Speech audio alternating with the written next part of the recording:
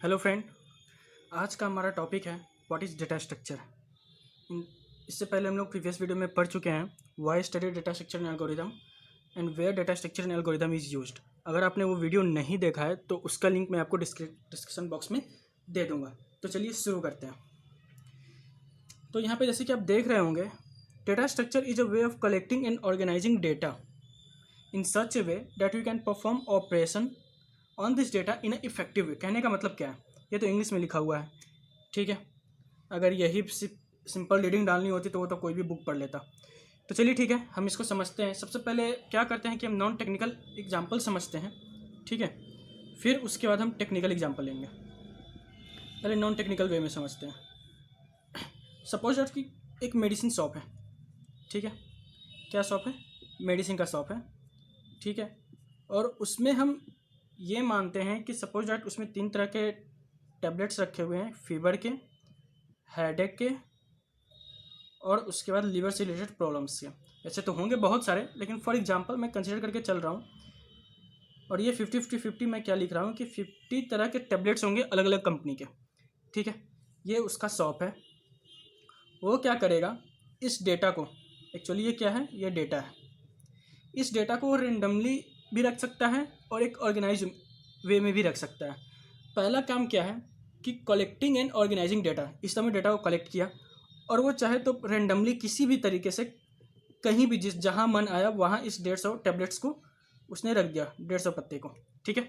जो भी इसका पैकेट्स था उसने उसको रख दिया। रखने के बाद सपोज एक कस्टमर आता है और कहता है कि भैया ABC नाम का जो टैबलेट है फीवर का, वो मुझे चाहिए। अब जो दुकानदार का जो ऑनर होगा वो क्या करेगा, वो सर्च करना शुरू करेगा कि ABC का टैबलेट्स कहाँ है। उसको कहीं जाके सपोज यहाँ मिलता है, ठीक है। उस टैबलेट को ढूंढने में वो कितना समय लगाता है, 5 मिनट लगाया उस ABC टैबलेट को ढूंढने में। अगर सपोज डैट कि अगर उसके शॉप पे कस्टमर अगर 10 आते हैं तो उसको ढूंढने में कितना टाइम लगेगा। एक को 5 लगा रहा है तो 10 को ढूंढने में कितना टाइम लगाएगा, ऑफकोर्स 50 मिनट लगाएगा, ठीक है। उस टैबलेट्स को ढूंढने में उसे कितना समय लगाया, 50 मिनट।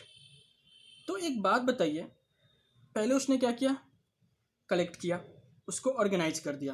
परफॉर्म ऑपरेशंस का क्या मतलब है, उस कोई पर्सन आया और उसने ABC नाम की टैबलेट्स की रिक्वायरमेंट की, वो गया, उसने ढूंढा, मतलब इस डेटा पे वो क्या कर रहा है, ऑपरेशन परफॉर्म कर रहा है, ठीक है। अब एक बात बताइए, सोचिए क्या ये काम इफेक्टिव वे में हो रहा है। मतलब एक टैबलेट को ढूंढने में वो कितना समय लगा रहा है, 5 मिनट। क्या 5 मिनट से कम समय में भी क्या इस टैबलेट को ढूंढा नहीं जा सकता? ढूंढा जा सकता है या नहीं जा सकता? ऑफकोर्स जा सकता है। कैसे? अगर वो इसको ऑर्गेनाइज जो होता है वो अगर वो अच्छे ढंग से करता, मतलब रेंडमली वे में ना करके, अगर वो सपोज वो क्या करता कि फीवर का जो ब्लॉक अलग बनाता, हेडेक से रिलेटेड का ब्लॉक अलग बनाता और लिवर से रिलेटेड की जो भी दवा है वो अलग बनाता।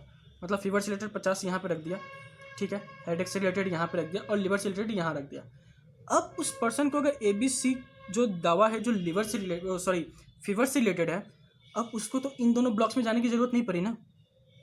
मतलब अब 100 जो पैकेट्स है उनमें तो सर्च करने की ज़रूरत नहीं पड़ी। तो 100 पैकेट्स में जो सर्च करने की ज़रूरत नहीं पड़ी भैया, तो ये टाइम तो बच गया ना उसका। अब ये टाइम देखिए बच गया, लेकिन पिछले केस में क्या था, वो लग रहा था, इसमें भी जाकर उसको ढूंढना था, वो देखना था, क्योंकि वो रेंडमली था। अब क्या है, ये ऑर्गेनाइज वे में है। पहले भी डेटा को हम रख रहे थे ऑर्गेनाइज में, लेकिन वो रेंडमली था, ठीक है। अब हम ऑपरेशन इस पर परफॉर्म करें सर्चिंग का वही, लेकिन इतना टाइम तो मेरा बच गया। अब देख रहे हैं इफेक्टिव वे का। पहले क्या था कि भाई टाइम तो नहीं बचा था, सबको देखना था, लेकिन अब क्या हो रहा है, इफेक्टिव वे में हो रहा है। अब क्या हो रहा है, टाइम जो है वो बच रहा है। अब वो सिंपल यहाँ आया और यहाँ आएगा, सपोज दैट कि 1 मिनट का टाइम लग रहा है, उसने ढूंढ के दे दिया। अगर वही अगर 10 कस्टमर आते हैं, अब वो दवा की रिक्वायरमेंट्स करते हैं, तो उसको कितना समय लगेगा, 10 मिनट्स। पहले कितने लग रहे थे, 50 मिनट्स। टाइम कितना बचा, 40 मिनट का। समझ में आ रहा है अब कि डेटा स्ट्रक्चर का रोल क्या है, कैसे ये काम कर रहा है। डेटा स्ट्रक्चर यहाँ पे क्या है, 3 पॉइंट्स, मेन चीज़ आपको 3 पॉइंट्स में ध्यान देना है। पहला पॉइंट जो कलेक्टिंग एंड ऑर्गेनाइजिंग डेटा, दूसरा जो है परफॉर्म ऑपरेशन, और तीसरा सबसे इम्पॉर्टेंट है वो है इफेक्टिव वे में होना चाहिए। क्योंकि हम पहले वाले एग्जाम्पल में भी देख चुके हैं कि हम कलेक्टिंग ऑर्गेनाइजिंग डेटा तो कर रहे हैं, ऑपरेशन भी परफॉर्म कर रहे हैं, लेकिन क्या सवाल ये आता है क्या वो इफेक्टिव वे में हो रहा है या नहीं हो रहा है, ठीक है।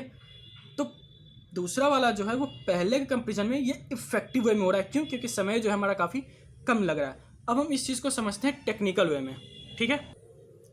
तो अभी इस चीज़ को हम लोग किसी वे में समझते हैं, टेक्निकल वे में। ठीक है, चलिए। अगर आप सी प्लस प्लस, जावा या फिर अगर पाइथन प्रोग्रामिंग लैंग्वेज पढ़े हैं तो उसमें क्या होता है कि एरे का कंसेप्ट होता है। ठीक है, चलिए एरे से रिलेटेड लेके समझते हैं। ठीक है, सपोज दैट ये आपका एक एरे है। ठीक है, मुझे क्या करना है कि मेरे पास कुछ डेटा है और उस डेटा पे मुझे सर्चिंग ऑपरेशन करनी है, मतलब ढूंढने का काम करना है। सपोज दैट यहाँ पे 10 है, यहाँ पे क्या है 15 है, यहाँ पे 20 है, 4 है, 5 है, 3 है। ठीक है, अब मुझे क्या करना है कि 3 को ढूंढना है कि वो इसमें इस एरे में है या नहीं है। तो क्या होगा, इससे पहले चेक किया जाएगा क्या 10 3 के बराबर है, नहीं है। क्या 15 है, नहीं है। क्या 20 है, नहीं है। क्या 4 है, नहीं है। क्या 5 है, नहीं है। 3 है, हाँ है। ठीक है, तो इसने 3 को ढूंढा और बता दिया कि हाँ 3 है। हर एक को ढूंढने में कितना डाला, मान लो यहाँ पे 1 यूनिट ले रहा है। ये एक कितना लेगा पूरा, 1 2 3 4 5 6, पूरा 6 यूनिट ले रहा है। ठीक है, उसको ढूंढने में डेटा तो मैंने लिया, उसको ऑर्गेनाइज कर दिया एरे में, ऑपरेशन भी परफॉर्म कर रहा हूँ। अब मैं सर्च का ऑपरेशन भी लगा रहा हूँ कि हाँ मुझे 3 को ढूंढना है और बताना है कि है या नहीं है।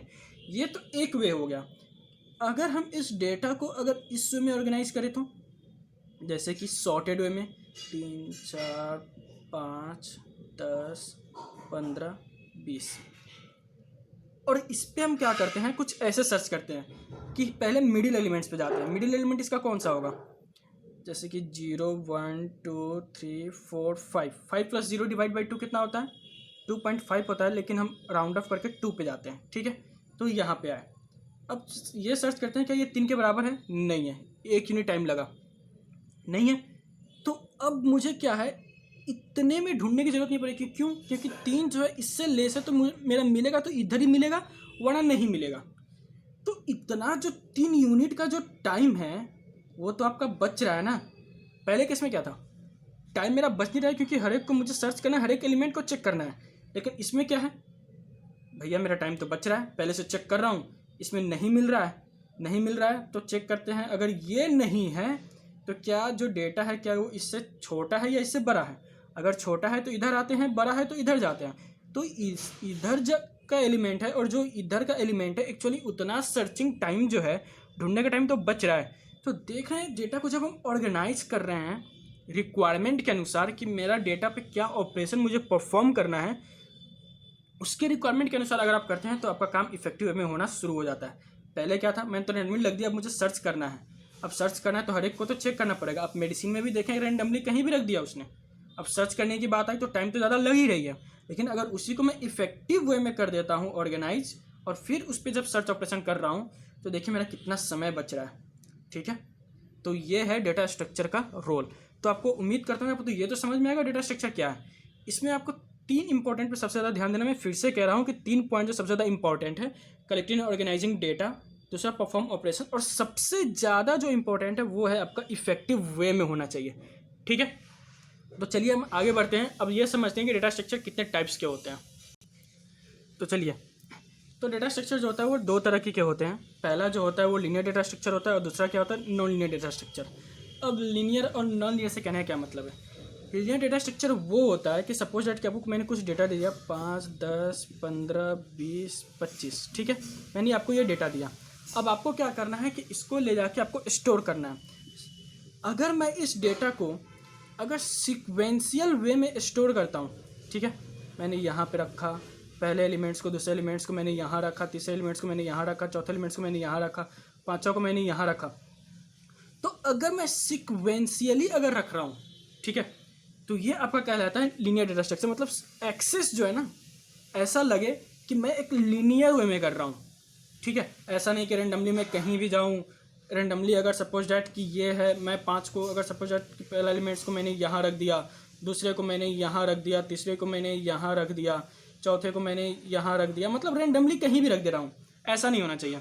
लीनियर डेटा स्ट्रक्चर वो होता है जिसको हम लोग सिक्वेंशियल वे में क्या कर सकें, एक्सेस कर सकें। मेन पॉइंट जो होता है वो एक्सेस पे होता है कि सिक्वेंशियल वे में मैं उसे एक्सेस करूँ। ऐसा लगे जब मैं इस डेटा को जब रिट्रीव कर रहा हूँ, मतलब इस पे जब मैं जा रहा हूँ तो इसको मैं सिक्वेंशियल वे में एक्सेस करूँ।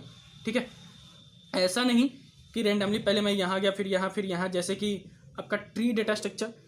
लीनियर डेटा स्ट्रक्चर की एग्जांपल क्या क्या है, जैसे स्टैक है, ठीक है, एरे है, क्यू है, ये सब क्या है, लीनियर डेटा स्ट्रक्चर की एग्जांपल है। नॉन लीनियर डेटा स्ट्रक्चर की एग्जांपल कौन कौन से होंगे, जैसे ग्राफ है, ट्री है। आगे जब ये अगर आपको नहीं समझ में आ रहा है कि स्टैक क्या है, क्यू क्या है, ग्राफ क्या है, ट्री क्या है, तो आगे आने वाली वीडियो में आपको इस सारे टॉपिक में डिटेल में बताऊंगा, पढ़ाऊंगा, समझाऊंगा, और फिर वहाँ पे ये भी बताऊंगा कि ये लीनियर है तो क्यों है, नहीं है तो क्यों नहीं है। एक्चुअली क्या है कि एक लिंक लिस्ट डेटा स्ट्रक्चर है, ठीक है, इस पर बहुत कंट्रोवर्सी होती है। कंट्रोवर्सी क्यों होती है, क्योंकि ये मैं जब आपको पढ़ाऊंगा तो समझाऊंगा, लेकिन फिर भी थोड़ा सा ओवरव्यू दे देता हूँ। एक्चुअली इस पर बहुत लोगों का कहना है कि ये नॉन लीनियर डेटा स्ट्रक्चर है, कुछ लोगों का कहना है कि लीनियर डेटा स्ट्रक्चर है। एक्चुअली इसमें होता क्या है कि लिंक लिस्ट में आप अगर इसकी ऑर्गेनाइजेज के वे में देखें तो वो तो नॉन लीनियर होता है, लेकिन अगर एक्सेसिंग के वे में देखें तो वो लीनियर डेटा स्ट्रक्चर होती है। जब मैं आपको लिंक लिस्ट पढ़ाऊँगा तो आपको डिटेल में बताऊँगा कि लीनियर डेटा स्ट्रक्चर क्या है, कैसे है, ठीक है। मैं उम्मीद करता हूँ कि आपको लीनियर डेटा स्ट्रक्चर और नॉन लीनियर डेटा स्ट्रक्चर आपको समझ में आई होगी। लीनियर डेटा स्ट्रक्चर का मतलब क्या है कि वो एक सीक्वेंशियल वे में होना चाहिए, रैंडमली वे में नहीं होना चाहिए। और लीनियर डेटा स्ट्रक्चर क्या है, उसको रैंडमली कहीं भी उसको जगह मिल गई, उसको ले जाकर वहाँ पे आप स्टोर कर दीजिए, ठीक है। ठीक है, तो आज के लिए इतना ही। Thank you.